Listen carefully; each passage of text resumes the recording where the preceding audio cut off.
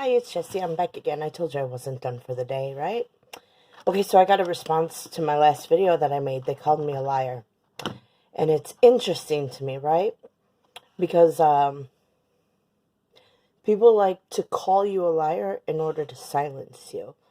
So if you're trying to silence me, that must mean that you perceive me as a threat. And if you perceive me as a threat, me by my little lone self with no army and no friends, alone in my kitchen talking to YouTube where I get 0 views on my videos, then I must be doing something right, you know? There's this place in the Bible that talks about when God's mad at you, he'll make you be scared of everything. He'll make you be scared of little old ladies, He'll drive you to fear. So you should take this as a sign. Hey, it's not just me that's correcting you. It's not just me that's making you afraid. It's God's mad at you. That's why you're afraid.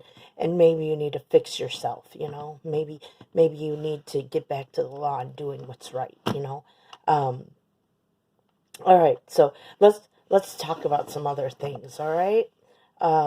Sorry for my intro. For those of you who have no idea what's going on, and it seems like the ramblings of a crazy woman.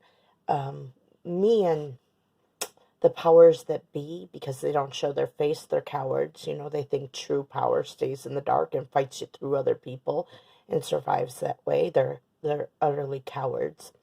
We have conversations with each other through Google, right? They fill my feed with nonsense. I respond. They think they're intimidating me. They think that their accusations make me shrink. They try to provoke me because they keep telling me to quit drinking, and I don't drink. It's like, come on, guys, what are you talking about? You're just trying to get at me and move me, and I'm not going to go in the direction you want. I'm going to go in another direction, and I'm going to try to tell people what is right and how to turn away from what is wrong, So, what I was saying in my last video about Judas Maccabees being the Messiah, right? Let's get down to business, right? You might wonder, why would I think that? Am I crazy? If I told you God told me, would that make me crazy to you? God told me. It was actually delivered as a rebuke because, a little over a decade ago, I thought I was going to go into ministry because, I wanted to serve God. The whole world was coming at me with false accusations and being cruel to me. And they say as you get closer to your purpose, the devil gets busy. So I decided that I was going to fast track my way into ministry. And I went to grad school at Catholic Theological Union down on 54th and Cornell in Chicago. It's a university where our teachers actually wrote the Bible that we read, right? Our teachers are world-renowned scholars, right? They sit on the council, right? The Council of Bishops. They're big in church politics. I went and I learned from them because I thought, surely, if God meant me to be a great teacher and lead many people to salvation, this was a prophetic word delivered to me by someone, 30 years ago. Then let me figure this out, because all the doors are closed around me. People are trying to kill me. So let me go learn from the people who know best, or so I thought, So I thought. And while I was on this ministry path, I got a rebuke from God himself, who said that Jesus wasn't the Messiah, Judas was. And it halted me dead in my tracks, First of all, I didn't even know who Judas Maccabees was back then. Yeah, he's in the Catholic Bible, but they don't really read the Old Testament because we're advised that reading Old Testament is dangerous and gets you into sticky situations, So it's only a point of reference to see that Jesus fulfilled all the prophecies of way back when. And Judas Maccabee, he was just a foreshadow of what Jesus would be, But no. God said Jesus wasn't the Messiah, Judas was. And so I thought, well, the Jews believe that if the Messiah is killed, the world ends. Why? Why do they believe that? Well, because in covenant with God, prosperity is linked. So we either die together or we rise together. You tried to kill me many, many, many, many, many, many, many, many, many times, and I didn't die, you know? But you shared affliction with me while I was suffering, you know?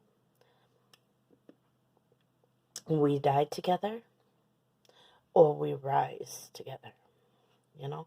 There's this thing, you know, it's like way back in the day with Abraham, where God told Abraham, I'll bless those who bless you, and those who curse you are cursed, right? It's this thing. It's not explained in such simple terms, right? And really, anyone who teaches any wisdom story to you does not tell you directly. And I think that part of the reason why they don't tell you directly is because people have a way of making idols, right? And they pull the power out of your words.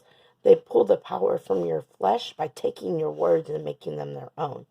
Basically, they plagiarize you.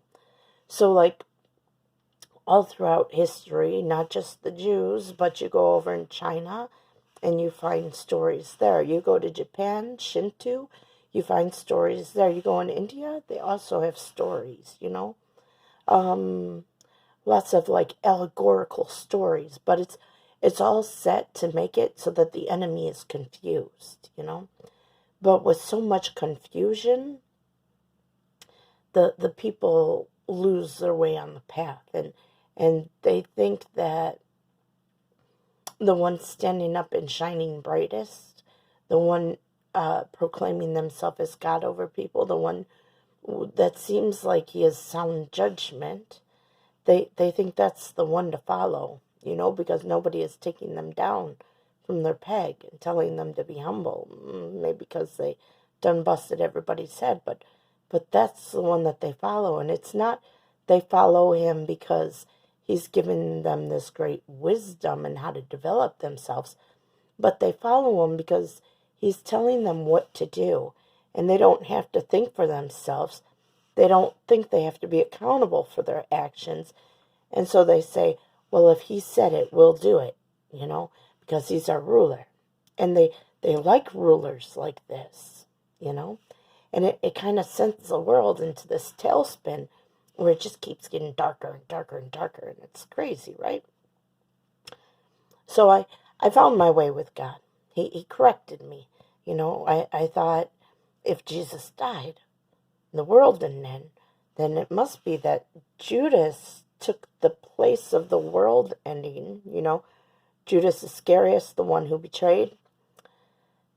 I thought, yeah, so he took the place, so maybe that's why God is saying he's the Messiah. But no, God rebuked me on that one too, you know. Our minds, we understand things in context, and if we have no context for understanding what God is saying, then it just goes over our head. And God was very persistent with me that I should figure this out because he stayed with me. And as I began to ask him questions, he brought the answers back to me. And when he brought the answers back to me, he brought them back to me through the Jews, by and large. Through some other people too, through some other avenues. But by and large, he brought them back to me through the Jews, you know. I learned all kinds of things about history, things that aren't written in the books. You know, the Jews, they didn't carry the books of the Maccabees. They have, excuse me, they have references to the Maccabees in their dynasty, things that happened in history. You know, the miracle of the oil, which is the reason why they celebrate Hanukkah still today, you know. But they did not carry the books that tells you of the battles. It tells you of the kings dying along their way. They didn't understand how God protects you. Like, even when you're in the wrong, like when Abraham was in the wrong and he lied to the king and told him that his wife was his sister, God still preserved Abraham and brought such a judgment on Egypt that, you know, they were the ones who repented. They didn't point fingers at Abraham. They were the ones who repented and got back in order, gave Abraham an offering and his wife, and sent him on his way, right? So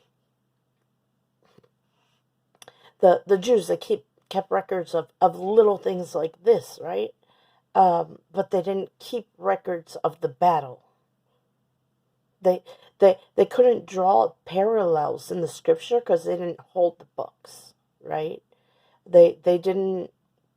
The people who ran the show way back when, they wanted to cover up the existence of the Maccabees, so they started with all these stories, like eroding them from their foundation, going back and controlling witnesses, mixing up identities. I know about what they do because they've also done it to me, right?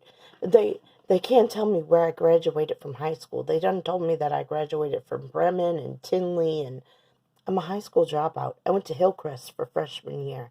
And then I went to California.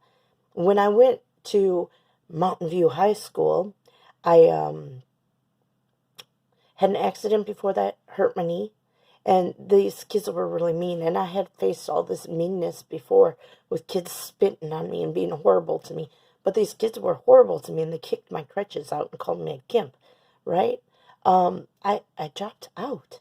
I didn't want to be in regular school. I did alternative school for a while, but it wasn't in-person high school. It was independent learning, and I didn't graduate.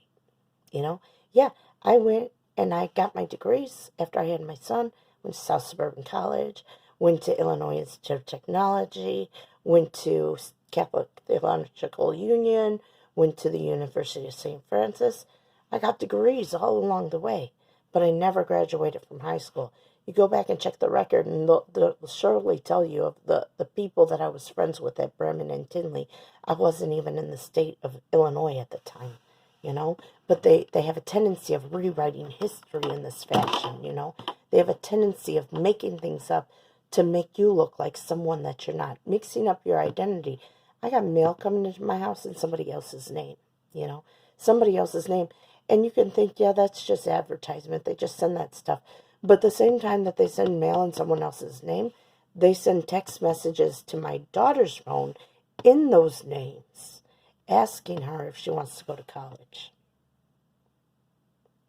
Little too funky for me. This is why these people call me a liar, because I got their game down. The same thing that they did to the Maccabees back then, they're doing right now. It's the same kind of leadership that's passed down. This is like their empire, their world power, and you've seen it rebuilt and taken down over and over again through we know that the Maccabean revolt took down the Assyrian Greeks, right? We know World War II took out Hitler, right? There was other places along the way. We had other tyrants, and they were by and large seated in Russia. They always come into a nation, and they always rise them up to be this world power. They always rise them up to be this great empire. We saw it with the UK also, right? But then they corrupt the law, and they corrupt the people, and everything is just bad, Everything is just bad. You don't even understand it because they do everything so subtle, and they do everything with your permission because they kind of gaslight you to tell you what you want, and they gaslight you to turn you on your neighbor, to judge your neighbor, It's horrible the things they do, right? Pause from there. Come back to the Jews with me. The Jews asked me, they said, my favorite rabbi, let me just not refer to him generally, my favorite rabbi, Rabbi Aaron Poston, he asked me, if God said this, does that mean he has to believe? Because they believe that if God said something, they must believe. And I answered him, no, you be responsible for what you believe. Why? Why would I say something like that? It's their standard that if God said something, no matter what they thought in the past, they have to believe it. But I'm not their leader. I can't, where I am, the way I've suffered, I can't actually lead you. I'm not equipped. I'm not prepared. You have to be responsible for what you believe, and you have to make choices within your community, because you bring this up and all of a sudden it causes you all kinds of problems because you're too high. It's like the same argument in my country, whether to have abortion or not abortion be legal. when they should be starting at the bottom with the foundation and talking about, let's develop our character so we don't have to get to this point where we have to argue over, is killing or not killing right or wrong. Let's go down a few notches. And that's what I meant when I told them, no, you have to be responsible for what you believe. And then as I start talking about the history as it was revealed to me, I'm constantly told, wrong. You're wrong about that. You got this wrong. This isn't Torah. And I'm like, this is just my understanding from what I've studied and what I've known. I'm not a Jew, but I'm trying to understand this issue. And it's not because I want to reign over the Jews. God said, Israel needs no king. He calls me Israel too, right? And he told me this when somebody said, you're going to see the king. Boo. I'm not going to see the king. Israel needs no king. You cannot rule over me. So if that's true for me, then it must be true for them. And the truth is something that they must come to. It's not something that can be forced upon them, And if you don't understand that, I can't work with you, But if you can recognize, and I'm not trying to sow seeds of dissent. I'm not trying to sow seeds of doubt. Trying to make people to understand that we have the same enemy, that it just keeps sprouting up. It keeps sprouting up. We remove the people and it just comes right back, I had a pimple reference last time. I've been watching Pimple Popper lately. It's pretty gross, but also satisfying. Yeah, I'm morbid like that, but that's a story for another day. But anyways, when she pops the whatever it is she's popping at the time, there is fluid inside, and then she has to reach in and grab a sac. Otherwise, the thing festers and grows back. So we've been popping pimples, right? But none of us has reached in and grabbed the sac so that it doesn't grow back. So I'm trying to show you that throughout history, they have led the same way, and they have taken down their opponents the same way. They take down anyone who comes from any line of decency. My ancestors being part of our founding fathers, right? Being part, one of my great-grandfathers, Old King Cole, the nursery rhyme, Old King Cole was Mario, so, yeah, one of them, So I try not to name drop because, who knows the people that are in my lineage. But when you have people that George Washington referenced, and you got Old King Cole who's Mario, so you start to see that there was greatness in me. And if there was greatness in me, then maybe this is the reason, not just why I'm targeted. My parents were targeted in the same way. How do I know they were targeted in the same way? My dad says doctors are quacks. Yeah, they gaslight you. They lie to you. They tell you you're sick so that they can experiment you and put you through something. When you're not sick, or when you are sick, they tell you that you're fine. I used to have such pains in my legs growing up. So much pain. And then in my back, right? My son has a condition where his feet are cupped. His toes all point in the direction inward. They're like, whoosh.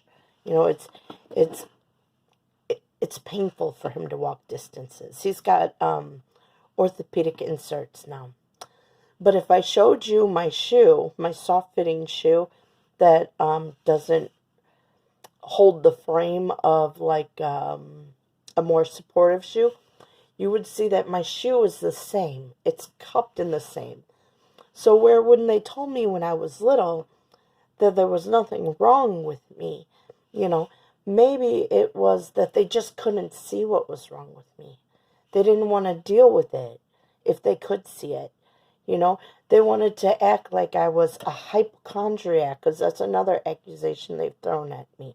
But when your feet are like this, you don't walk heel to toe.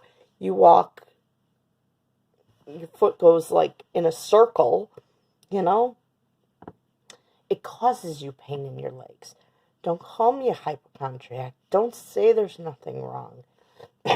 Don't tell me to go to the doctor because they're a bunch of quacks. They're not gonna help me. Even if they have the ability to help me, they're gonna gaslight me and say there's nothing wrong. You know? From a young age, they've done this. They, they use their power over someone to operate on an agenda. So when they needed me to look like I had Munchausen's by proxy, because that's what they were going for, they told me my daughter had a bowel obstruction. They told me my daughter had severe allergies and needed to see a specialist. They refer out to a specialist for everything. These things, normal childhood ailments, it didn't need specialty care, and it wasn't a bowel obstruction that she had. They just told me that she had one. They were lying to me to make it look like my kids were afflicted with something they weren't afflicted with, and to make it look like I was pushing for diagnosis and wanting, the power people, the specialists. They're quacks in the way that they do. When they told me my son had glaucoma, and then they told me that he was at high risk for glaucoma and needed to be checked every 6 months. And then I go back to my childhood ophthalmologist. He looks at my son and he says, your son doesn't have glaucoma. He has no risk for glaucoma. He has no chance of ever developing glaucoma in his youth. Don't worry, But you see how the gaslighting goes to take from your credibility and make you look like you're pushing for something because they want to put something on you that doesn't belong to you. Doctors are quacks. I agree with my dad. When he said it, I didn't agree with him when I was young. I judged the world as good, I judged them as the helpers. I judged them as the healers. I didn't see them for what they were at the time. Ain't that sad? My dad saw them. He called them quacks. My mom took us to a doctor, an hour drive away. An hour drive away from home. We saw an old Chinese medicine doctor. Dr. Kim was his name. So when I look at my parents' choices and I have memories of things that my parents said growing up,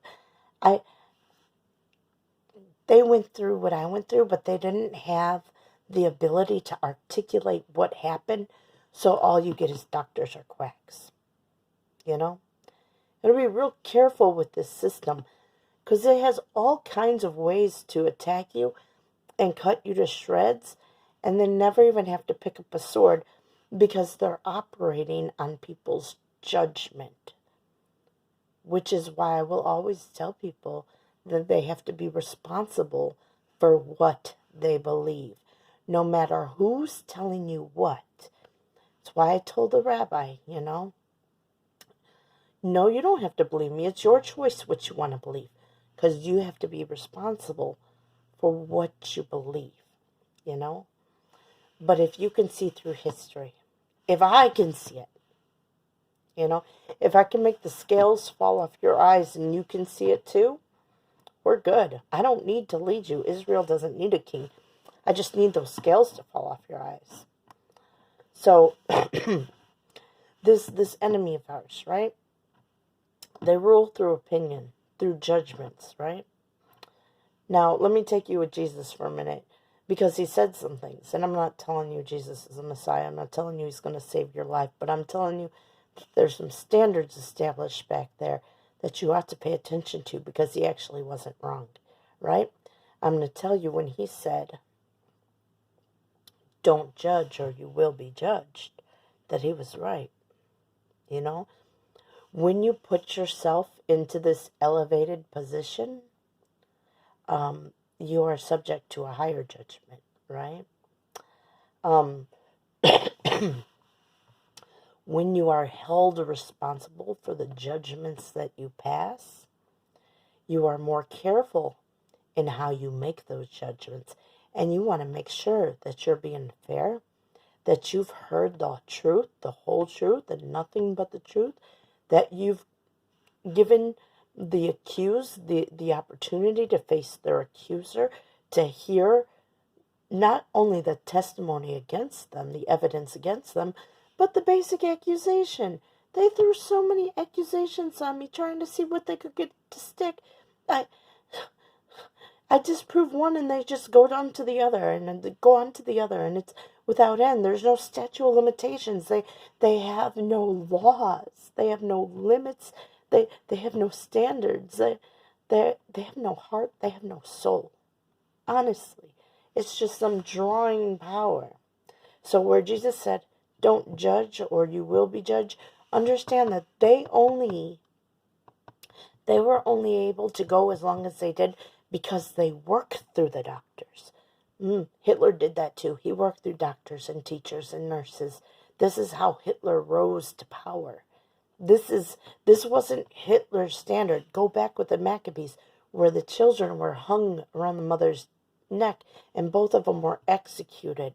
This same difference, using kids to get to the parents, to undermine and destabilize the community, to divide it against itself, getting in through the children. Who holds the children controls the future, right? No, no, no, no, no.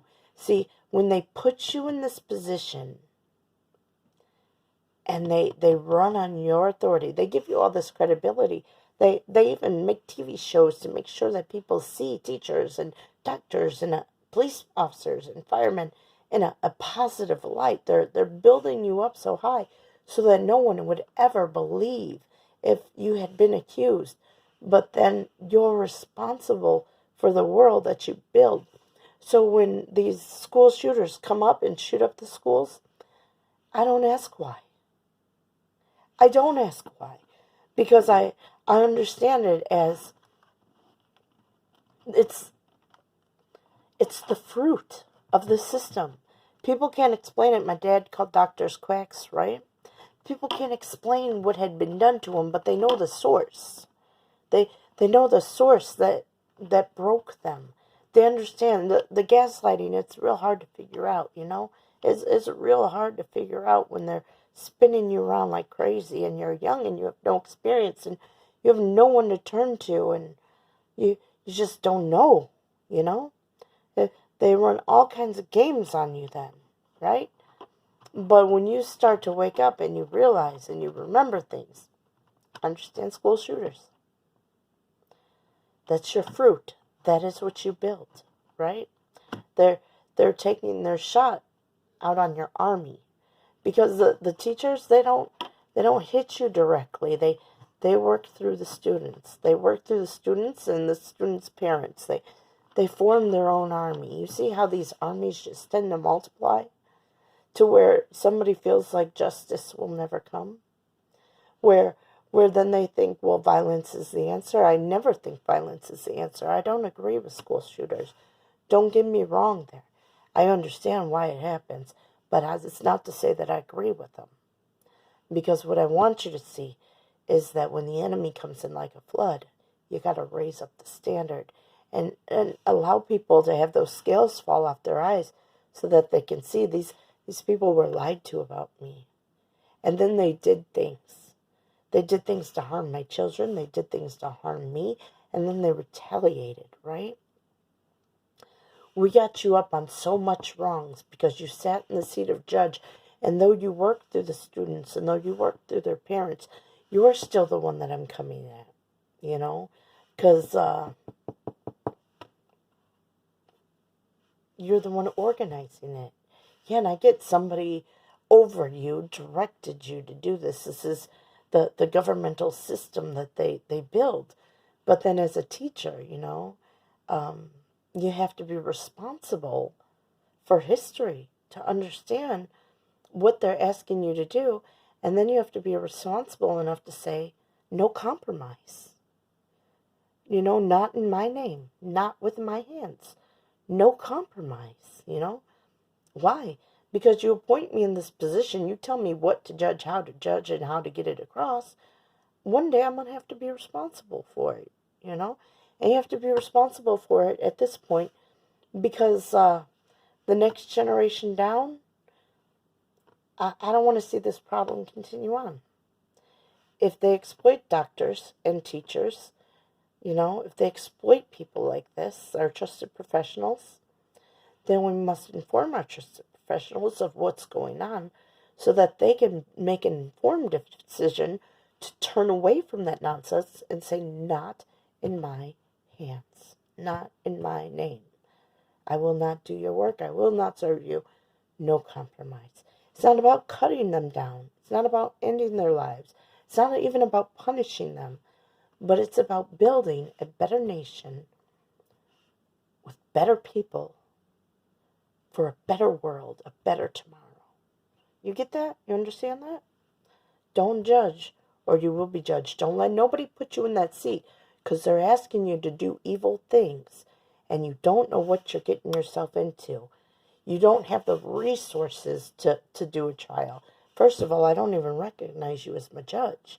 I say I have a right to privacy. I say I have a right to a trial. I have a right to face my accuser. I have a right, to life, liberty, and pursuit of happiness. A right to be free of stalking. A right to be free of cruel and unusual punishment. I have rights. If you can understand that, then maybe going forward, we can change things, right? I'll come back again and talk about judging, but like I said, we're over 30 minutes again. Yeah, I have a lot to say, and I imagine my enemy's going to be calling me a liar all the day long, and I say, good for you. Good for you. Keep listening. Maybe you'll learn something, okay? I'm glad I'm making you angry, because the first thing you're going to do is get mad. You're going to hate me, but then one day you're going to love me, because you're going to realize that I saved your life by pulling you out of that nonsense, all right? Y'all have a good day. God bless.